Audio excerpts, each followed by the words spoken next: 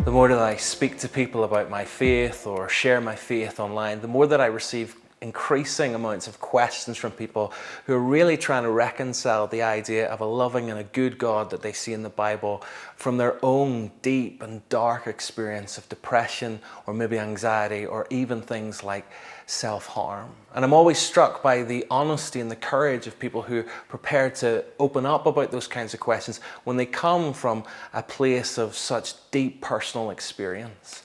Now, there's all kinds of things that we could say about this, but if you're watching this video and that's your experience, I want to just begin by saying that I'm sorry that that's your experience, and also that you're not alone. Many of us struggle with these issues to different degrees, and even those of us who may not struggle with us at this particular point might in the future.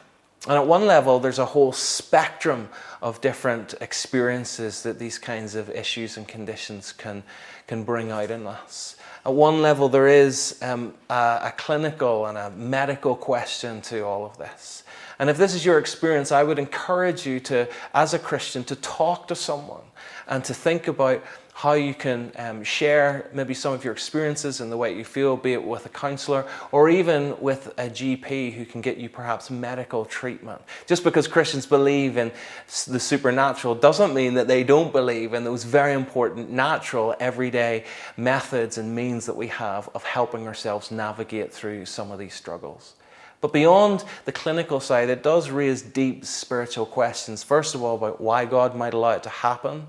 And second of all, about whether God takes it seriously when it does happen. Now, to the first question as to why, like many of these issues in terms of suffering, we don't always get a full explanation as to why these things are allowed to be brought into our lives. But for many people who I know who've experienced depression and maybe anxiety, in some ways that's not the most important issue for them. What's really important is that the people around them take it seriously. Even if they don't fully understand it, that they take it seriously and they're prepared to engage and walk through these experiences with them. And when it comes to the God of the Bible, we can see that he does exactly that. He's a God who's prepared to engage with our struggle. He's a God who takes really seriously how our minds work. And there's loads of examples in the Bible of real exemplary Christians, people who are full of faith, who had periods and experiences in their life that we would see today as dark seasons of depression or anxiety. And what we see in the Bible is God taking them seriously, not trivializing it, not criticizing it, but being prepared to be present, to see them, to value them, and to walk them through it.